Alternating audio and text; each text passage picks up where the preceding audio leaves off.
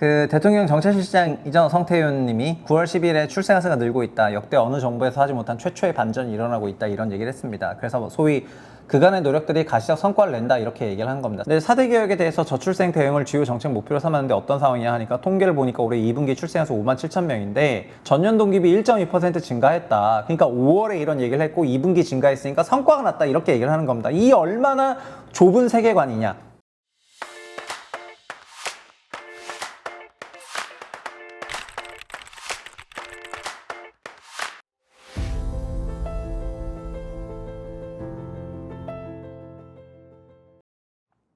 안녕하세요, 최부심입니다. 출산율이 급등했다고 하는 얘기가 있어서 한번 살펴보겠습니다. 일단은 용산의 그 정책실장인가요? 그 출산율이 반전했고 이미 일어났고 유지가 확실시돼서 어느 정부도 못한 일이라고 되게 파워 인터뷰를 해가지고 제가 진짜 파워 인터뷰 제목이 되게 맞아서 이게 조선비즈에서 인터뷰를 했습니다. 그 대통령 정책실장 이전 성태윤 님이 근데 9월 10일에 중국 조선비즈 사옥에서 만났는데 출생아수가 늘고 있다. 역대 어느 정부에서 하지 못한 최초의 반전이 일어나고 있다. 이런 얘기를 했습니다. 그래서 소위 그간의 노력들이 가시적 성과를 낸다. 이렇게 얘기를 한 겁니다. 사실 저는 현 정부의 신생아론을 보면서 굉장히 비판적인 시각이었기 때문에 신생아론이 그냥 주택가격 부양정책이라고 이름 붙여야지 왜 신생아를 팔아먹냐 이런 거였어가지고 사실 신생아론은 출산을 한 가구를 대상으로 혜택을 주겠다는 거기 때문에 출산율을 제고하는 것이 아니라 기출산 가구들에게 주택을 더 쉽게 나눠주는 형태의 정책이거든요. 물론 사실 기출산 가구들이라고 케어를 안 받아야 되냐 그런 건 아닙니다. 근데 출산율을 마치 제고할 것처럼 했기 때문에 저는 그 정책이 기만적이라고 생각할 뿐입니다. 출산율 제고를 위해서는 출산율 제고 정책을 써야지 이거는 그냥 누가 봐도 부동산 부양 정책인데 부동산 부양하고 싶으면 부양한다 이렇게 얘기하면 되지. 저는 그래서 솔직하지 못한 거에 대해서는 조금 비판을 하는 경향이 있습니다. 근데 어쨌든 들어보면은 윤 대통령이 5월 취임 2주년 기자회견에서 저출생을 국가 비상사태로 규정을 했죠. 그래서 모든 정책을 원점에서 재검토하고 모든 역량을 총동원하라. 저출생 대응 수석실을 신설하고 유해미 한양대 경제금융학부 교수를 수석으로 발탁했다고 합니다. 저출생 문제도 이제 성세훈 실장 관할이라고 하죠. 이분 개인적으로는 엘리트실 거예요. 근데 4대 개혁에 대해서 저출생 대응을 주요 정책 목표로 삼았는데 어떤 상황이냐 하니까 통계를 보니까 올해 2분기 출생아수 57,000명인데 전년 동기비 1.2% 증가했다. 그러니까 5월에 이런 얘기를 했고 2분기 증가했으니까 성과가 났다. 이렇게 얘기를 하는 겁니다. 이 얼마나 좁은 세계관이냐.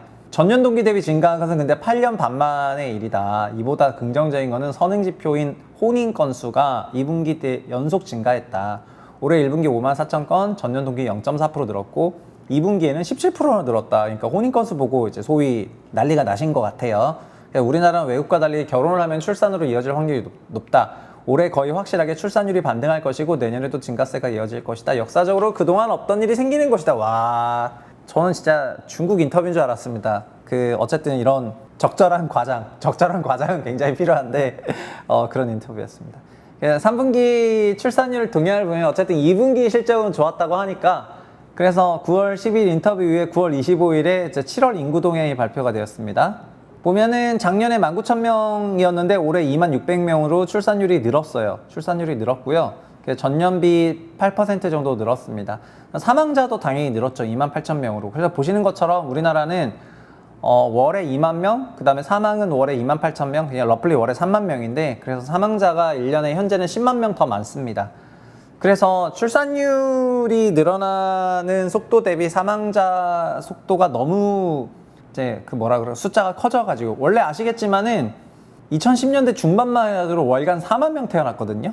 월간 4만 명 태어났습니다. 그래서 총인구가 계속 늘었습니다. 불과 한 8년 전에는요. 근데 혼인 건수 18,000건으로 혼인 지금 정말 많이 하고 있죠. 32.9% 증가. 이혼은 8,000건으로 6% 증가 이렇게 되고 있습니다. 자연 증가 마이너스 8,000명이고요. 동태적으로 보면은 출생아 수는 요런 변동성이 있지만은 전반적으로는 이렇게 하향 추세에 있다고 보는 게 맞는 게 22년 7월에 22,000명, 21년 7월에 22,000명, 22년 7월에 2만 명, 23년 7월에 19,000명, 지금 2만 명 이렇게 살짝 는 거거든요. 그래서 어쨌든 이게 20년부터 보여줘도 그렇지 이게 원래 35,000에서부터 내려온 겁니다. 짧은 기간 동안에. 그래서 그냥 계속 그냥 소위 바닥을 기고 있는 거예요. 19,000에서 2만 왔다고 막 역대 어느 정도도 못한 반등 이런 얘기를 하고 있는 상황입니다. 혼인이 좀 늘었죠. 혼인이 추세적으로 늘고 있습니다. 23년 말부터 지금 혼인이 늘어나는 거는 남녀가 갑자기 작년보다 더 사랑해서 혼인이 늘어나는 걸까요? 그래서 물어보죠. 어떻게 혼인이 늘어나냐? 그러니까 이러니까 저출생은 실버 블레이스로 해결이 안 되는 문제다. 총알 하나로 해결이 안 된다. 묘책이 없다. 저출생은 정부가 여러 정책 이슈로 계속해서 접근하는 게 좋다. 강조해온 일, 가정, 양립, 보육과 교육 경험, 주거 문제 해결이 복합적으로 작용한다. 그러니까 이 진단 자체가요. 한국의 저출생은 수도권 과잉 과밀, 그 다음에 너무나 빡빡한 경제적인 여건, 그 다음에 높은 주택 가격. 이게 저출산의 원인이에요. 그거에 추가적으로 일, 가정, 양립 불가, 그 다음에 여성의 사회적 재진입 불가, 이런 것들이 합쳐져가지고 저출산이 나오는 건데, 그냥 제일 핵심은 딱 빼고 일가정 양립부터 딱 얘기해요. 왜냐면 여기서부터 대책이 나왔거든요. 그래서 제가 5월에 우리 채널에서도 5월 저출산 관련 대책을 좀 깠는데, 왜냐하면은 문제의 원인이 딱 규명되고 그 원인에 따른 대응을 내야 되는데 그런 걸 안 했기 때문에 그냥 비판을 했습니다. 다른 건 몰라도 결혼과 출산 관련 주거는 확실히 지원을 하고 있다. 이런 요소를 결합해 사람들이 결혼해볼까 아이 낳아볼까? 아니죠. 지금 결혼해볼까 아이 낳아볼까 하는 사람은 하죠. 못하고 있는 사람이 너무 많아서 문제인 거지. 그래서 구체적으로 뭘 바꿨는데 라고 하니까, 혼인을 하는 경우 금융과 세제상 불이익을 받는 메리지 페널티를 적극적으로 정비했다. 그간 결혼하면 불리한 게 많다. 혼자 땐 대출한도 5천인데 결혼하면은 가구로 바뀌어가지고 한도가 8천으로 2배가 아니라 1.8배가 되는 시기니까 1.6배. 그러니까 이런 게 나쁘다. 이런 얘기고요.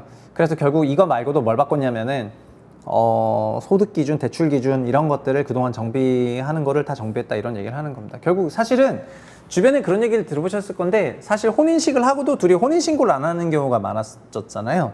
그러다가 요즘에 이런 혜택들을 정비하면서 혼인신고가 늘어난 거거든요. 그래서 사실은 혼인은 개긴 독인이에요. 신고가 늘어난 거예요. 신고가 너무 없다가 다시 신고가 좀 늘어나서 출산 이렇게 30%씩 증가를 하는 거죠. 남녀가 30%씩 갑자기 더 사랑하는 게 아니고요. 그러니까 이것도 어떻게 보면은 성과라고 하면 성과죠. 혼인신고를 하게 만들었으니까. 그래서 어쨌든 성과라면 성과입니다. 그 24년 7월 누적을 봐볼까요? 24년 7월 누적을 보면은 13만 7,900명이고 작년에 보시면은 7월 누적으로 13만 9,600명으로 전년비 마이너스 1.2%이거든요. 누적 기준으로. 누적으로 여전히 마이너스입니다. 그러니까 5월, 6월, 그러니까 4월, 5월, 6월에서 그 출생아 수 증감이 이제 2분기가 1%대 늘었는데 4월, 5월이 숫자가 좋아가지고 6월은 마이너스 1.8이지만 늘어난 거거든요. 7월이 이렇게 늘어나니까 또 뭐 늘어난다 이렇게 얘기하는 거죠. 근데 검은 실선 보시면 추세적으로 1, 2, 3, 4, 5월 계속 죽쓰다가, 그러니까 그러면 5월 때부터 정책 내가지고 이렇게 올라갔다라고 얘기를 하고 싶은 거인가 봅니다. 사망자 수는 계속 늘어나고 있습니다. 전반적으로 제가 봤을 때는 월 2만 명, 19,600명이든 2만 명이든 뭐 개긴 독인입니다. 아니 뭐 4만에서부터 내려온 건데, 그래서 이거를 그냥 역대 어느 정부도 못했고 앞으로 계속 잘 된다라고 얘기를 한 거는 좀 오버해서 얘기를 하신 거고, 그냥 정부 찬양도 적당히 하는 게 좋을 것 같습니다. 현 정부 신생아로는 시차를 두고 제 생각엔 출산율에 마이너스 줄 것 같습니다. 높은 주택가격이랑 수도권 과잉 과밀이 저출산 핵심 원인인데 이걸 더 가속화하기 때문이죠.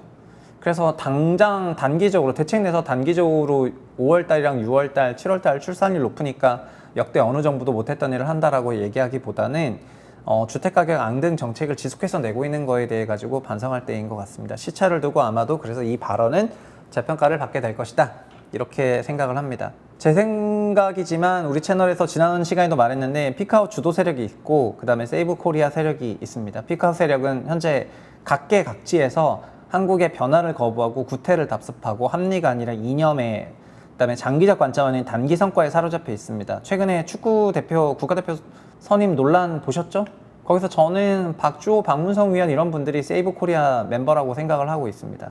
그리고 뭐 이런 분들이 각계각층에 많아요. 연금에서도 그 3.12로 연금 개혁을 발표했던 우리 3인의 연금팀, 저희 채널에서 인터뷰도 모실 생각인데 그런 분들이 다 세이브 코리아 팀이라고 생각을 하고요.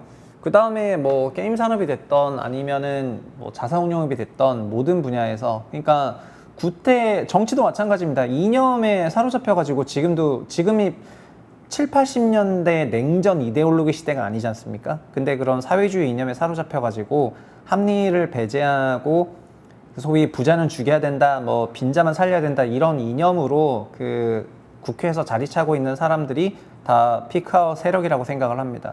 당을 떠나가지고 철학 자체가 피크아웃을 더 빨리 가게 만드는 사람이냐 아니면은 우리나라를 그래도 바꿀 사람이냐라고 봤을 때 전체적으로는 젊은 분들이 그냥 합리적인 생각을 많이 하고 계신 것 같아요. 그래서 채널에서의 방향은 그 세이브 코리아 프로젝트를 올해 말부터 한다고 했는데요. 이런 분들을 계속해서 소개해 드릴 생각입니다. 뭐 금투세도 마찬가지죠. 그 다음에 한국은행장이 서울대 발언한 것도 그렇고 다 한국 살리기 위해서 한 발언이란 것 같습니다. 김성회 채널 제가 자주 보는데 지식백과 채널에서 게임 등급위원회 관련해서 헌법 소원을 했는데 단기간에 가장 많이 몰렸거든요. 이런 세이브 코리아 하시는 분들은 어디에나 있다 생각하고 이런 분들을 리스펙해 주셔야지 된다 생각하고요. 피카오 코리아 세력은 오히려 지금 권세를 가지고 있습니다. 그래서 세력과 권력을 갖고 있어서 권세가 있는데, 그러니까는 근데 이거 안 바꾸면 나락간다 이렇게 생각을 하시고 이것이 한국의 현실이 있지 않나, 그래서 바꾸는데 동참하고 싶다 그렇게 말씀드리겠습니다. 오늘 여기까지 할게요. 감사합니다.